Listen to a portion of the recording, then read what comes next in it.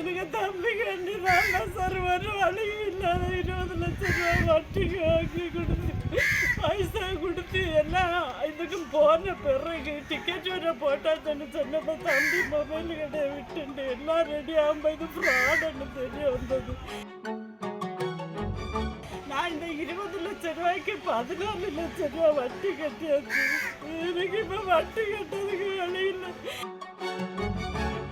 அவங்க கொஞ்சம் ஏமாத்துக்காரவங்க, கால் பண்ணாலும் எடுக்கிறதில்ல, சுவிட்ச் ஆஃப், அடிக்கடி சுவிட்ச் ஆஃப் ஆகுது. அந்த மாதிரி இருக்கிறப்போ இதை கேட்டப்போ அவங்க வந்து ரிப்ளை இல்லை, நாங்கள் பண்ணித்தரோம் அப்படி சொன்னாங்க. கொஞ்சம் நாள் கழிச்சு சொன்னாங்க, இல்லை எங்களால் பண்ண முடியாது.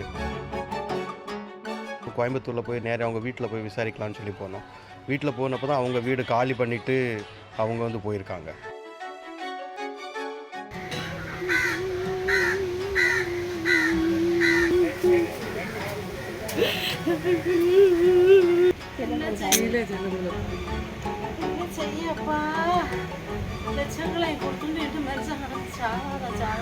எனக்கு தம்பி MBA படிச்சிருக்கேன். எனக்கு தம்பிக்காக 20 லட்சம் ரூபா நாங்கள் கொடுத்துருக்குதோம். 20 லட்சம் ரூபா 3-4 தடவைட்டு கொடுத்தோம். 5 பைசா வட்டிக்கு வாங்கி கொடுத்துருக்குதோம் சார். தம்பிங்க ஒரு மொபைல் கடை வச்சு பிழைச்சிட்டு இருந்தேன். ஒரு பையன் விட்ட நல்ல வேலை தரோம், லண்டனில் வேலை இருக்குது. இன்னைக்கு 20 லட்சம் ரூபா கட்டின போது உங்களுக்கு இங்கே மாதம் 10 லட்சம் 9 லட்சம் சம்பளம் இருக்குதுன்னு சொல்லி ஆசை காட்டி எனக்கு தம்பி கண்டி தான் சார் ஒரு வழியும் இல்லாத 20 லட்சம் ரூபா வட்டிக்கு வாங்கி கொடுத்து பைசா கொடுத்து எல்லாம் இதுக்கும் போன பிறகு டிக்கெட் வர போட்டாச்சுன்னு சொன்னப்போ தம்பி மொபைல் கடை விட்டுண்டு எல்லாம் ரெடி ஆகும்போது இது ஃப்ராடுன்னு தெரிய வந்தது. எங்களை மாதிரி எங்களை சுற்றி நிறைய பேர் 1 கோடி ரூபாய் போல் எங்கள் ஏரியாவிலேருந்து கொடுத்துருக்குறாங்க. ஆனால் எல்லாருக்குமே ஃப்ராட், பணம் கெட்டுல வரதான் ஃப்ராடுன்னு தெரிஞ்சது. இப்போ எங்களுக்கு நான் இந்த 20 லட்சம் ரூபாய்க்கு 14 லட்சம் ரூபா வட்டி கட்டியாச்சு. எனக்கு இப்போ வட்டி கட்டுறதுக்கு வழி இல்லை. எங்கள் தம்பிக்கு வேலை இல்லை. எனக்கு கடன் டார்ச்சர் தாங்க முடியல. 1 மாதம் வட்டி முடக்குனதுக்கு பயங்கர பிரச்சனை. எனக்கு இப்போ அந்த வட்டியும் கடந்திக்க முடியல, கெட்டின பணமும் திரும்ப கிடைக்கல. அவன் எங்கேயும் எஸ்கேப் பண்ணி நாங்கள் கேள்விப்பட்டோம். என்ன பண்ணேன்னு தெரியல. நாங்களே அன்றாட காட்சிகள் சார், அன்றாட நான் வேலை செஞ்சு நான் ஜீவிக்கிறேன். அப்படி கழியக்கூடிய குடும்பங்கள் இந்த 20 லட்சம் ரூபாயில் எங்களுக்கு ஒரு பெரிய அமௌண்ட் இல்லை. இவ்வளோ பெரிய அமௌண்ட் எங்களால் திரட்ட முடியாதுன்னு நினச்சி பார்க்க முடியல. இவ்வளோ அமௌண்ட்டை வட்டிக்கு வாங்கி பிள்ளை வேலைக்கு போனால் அந்த சம்பளத்தை வாங்கி கடத்தி மீட்டி நம்ம ஜீவிக்கலான்னு உள்ளவர் செய்யறது. படிச்சுட்டு வேலையில் இருந்த மக்களுக்கு நாங்கள் இது ஏற்பாடு பண்ணுறோம். ஆனால் அது இப்படி ஏமாற்றப்படி தெரிஞ்சு குடும்பம் எல்லாமே அப்படியே கிடையாது. எங்களை மாதிரி ஒரு ஆள் பைசா கட்டினாலும் இந்த ஆள் கிடப்பில் ஆச்சு.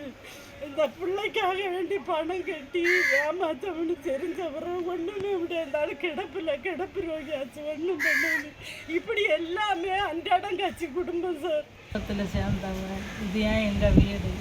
எனக்கு ஒரு பையனை இன்ஜினியரிங் படித்த வச்சு கஷ்டப்பட்டு ஏன் படித்த வச்சேன். என் மாப்பிள்ளை வேலை செய்து அந்த இதில் பையன் இன்ஜினியரிங் முடித்து வேலை இல்லாமல் இருந்து இப்படி ஒரு பணம் கட்டி லண்டனில் எனக்கு விசா கிட்ட பண்ணிட்டு நான் கடன் வாங்கி இந்த மகனுக்கு ஒரு முன்னேற்றலான்னு உள்ளதில் 5 லட்சம் ரூபா கட்டினேன். அது இப்போ ஏமாந்து நான் நிற்கிறேன். பையனுக்கு வேலையும் இல்லை, எனக்கு சாப்பிடையும் வழி இல்லை. வட்டிக்கு வாங்கி கொடுத்தது, வட்டியும் கொடுக்க வழி இல்லாமல் நான் தவிச்சேன் கிடந்து. ஒவ்வொரு மாதமும் நான் வட்டி கொடுக்க என்ன வேதனையே படுதேன். அப்படி இருந்து ஜீவிச்சு எனக்கு இந்த வேலையும் இல்லை, மகனுக்கு பணமும் திருச்சில்லை. நான் வட்டி கொடுத்து முந்தாமல் கிடக்குது. பேர் எனக்கு வேலை. என் பேர் ஷாலின். நான் சின்னத்தூரில் இருந்திருக்கேன். ஸோ நான் வந்து வேலைக்கு சர்ச் பண்ணிட்டு இருந்தப்போ ஒரு வழியாக லாவண்யான்னு சொல்லி ஒருத்தவங்களும் கோயம்புத்தூரில் எனக்கு தெரிஞ்சிச்சு. அவங்க அக்கா வந்து லண்டனில் ஒர்க் பண்ணிட்டுருக்காங்க. அவங்க வந்து வேலை வாங்கி கொடுக்குறேன்னு சொல்லிட்டு இருந்தாங்க. ஸோ நான் அவங்க மூலியமாக நாங்கள் அவங்க அக்கா ஜெயபாரதி அவங்கள வந்து காண்டாக்ட் பண்ணப்போ அவங்க சொன்னாங்க இப்படியாகும் 20 lakhs ஆகும் ஒரு வேலை வாங்கி கொடுக்குறதுக்கு அந்த மாதிரி சொன்னாங்க. பட்டு மந்த்லி 3.5 lakhs to 5 lakhs வரைக்கும் சேலரி கிடைக்கும். அந்த மாதிரி நிறைய இடத்துல நாங்கள் வாங்கி கொடுத்துட்ருக்கோம் அப்படின்னு சொன்னால் நாங்கள் வேலை வாங்கி தரோம் அப்படின்னு சொன்னாங்க. அப்புறம் ஃபஸ்ட்டில் ஒரு 15 lakhs பே பண்ண சொன்னாங்க. அது 2-3 தவணையாக பே பண்ணோம்.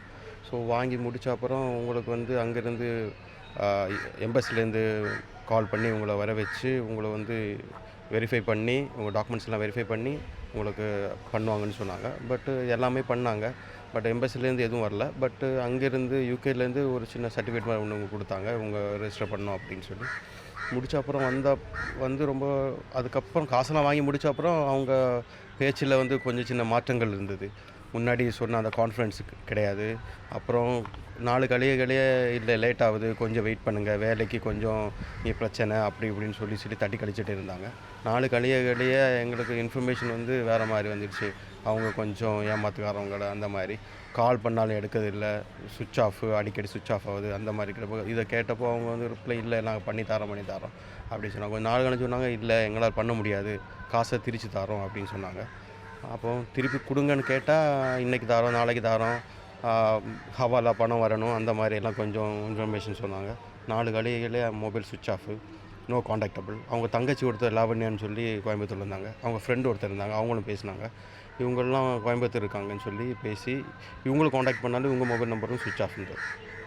பிறகு கொஞ்சம் நாள் கழிச்ச அப்புறம் கோயம்புத்தூரில் போய் நேராக அவங்க வீட்டில் போய் விசாரிக்கலான்னு சொல்லி போனோம். வீட்டில் போனப்போ தான் அவங்க வீடு காலி பண்ணிவிட்டு அவங்க வந்து போயிருக்காங்க.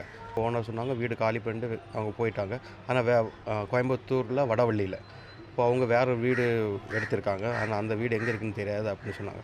அது இல்லாமல் இன்னொரு இன்ஃபர்மேஷன் அவங்களுக்கு கடை இருக்குது, லேண்ட் இருக்குது, அங்கேருந்து ரெண்டல் போயிட்டே இருக்குதுன்னு சொன்னாங்க. நாங்கள் அமௌண்ட்டெல்லாம் 15 lakhs கொடுத்துருக்கேன். நாங்கள் வந்து கொடுத்ததும் வடவள்ளி அட்ரஸில் உள்ள HDFC பேங்க்கில், அந்த பேங்க் த்ரூ தான் நாங்கள் பேமெண்ட்லாம் கொடுத்துருக்கோம். நாலு கடையில் அவங்களும் இன்ஃபர்மேஷனில் மொபைல் சுவிட்ச் ஆஃப். நாங்கள் கஷ்டப்பட்டு அடுத்தவங்ககிட்ட வட்டிக்கு வாங்கி தான் இந்த காசெல்லாம் கொடுத்தோம். ஏன்னா நாங்கள் வேலை இல்லாமல் கொஞ்சம் கஷ்டப்படுற ஃபேமிலி இருக்கோம். நாங்கள் கொஞ்சம் போனால் எங்கள் ஃபேமிலி ஃபுல்லாகவே க்ரோத் ஆகும் அந்த மாதிரி இருந்தோம். அதுக்கு தான் நாங்கள் கடன் வாங்கி கொடுத்தோம், வட்டிக்கு எடுத்து கொடுத்தோம். அந்த பைசாவுக்கு வட்டி கட்டியே நாங்கள் இப்போ அதுவே எக்ஸ்ட்ரா 10 லட்சம் மேலே ஆகிடுச்சு. ஸோ தயவு செஞ்சு எங்களுக்கு இதை வந்து திருப்பி தருமாறு வேண்டி கொடுக்கணும். அது மட்டும் இல்லாமல் நான் ஃபஸ்ட்டில் வந்து என்ன 1-2 பேர் தான் இருக்கும்னு நினச்சேன். எங்கள் ஊரில் வந்து பக்கத்தில் பார்க்கும்போது தூத்தூர் அந்த ஏரியாவில் வந்து நிறைய பேர் காசு கொடுத்துருக்காங்க. அது இல்லாமல் கோயம்புத்தூரில் நிறைய பேர் கொடுத்துருக்காங்களாம். அது இல்லாமல் கொச்சியிலேருந்து ஒரு 2 crores மாதிரி கொடுத்துருக்காங்க. அங்கே ஒரு 15-20 பேர் கொடுத்துருக்காங்களாம். இந்த மாதிரி நியூஸு வர இப்போ தான் எனக்கு லேட்டஸ்ட்டாக தான் இந்த நியூஸ் அப்டேட்ஸ் எல்லாம் வந்துச்சு. ஸோ எங்களுக்கு தயவு செஞ்சு இது ஒரு ஹெல்ப் பண்ண மாதிரி கேட்டுக்கொள்கிறேன். ட்ரெண்டை ஃப்ரெண்ட் ஆக்கிக்கோங்க. தந்தி டிவியின் சப்ஸ்கிரைபர்ஸ் அண்ட் ஃபாலோவர்ஸ் குடும்பத்தில் நீங்களும் இணையுங்க.